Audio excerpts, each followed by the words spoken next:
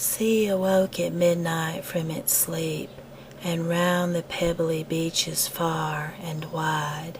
I heard the first wave of the rising tide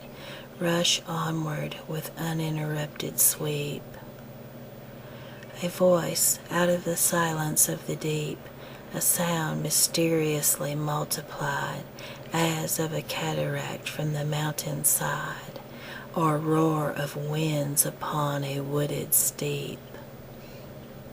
So comes to us at times from the unknown and inaccessible solitudes of being the rushing of the sea tides of the soul, and inspirations that we deem our own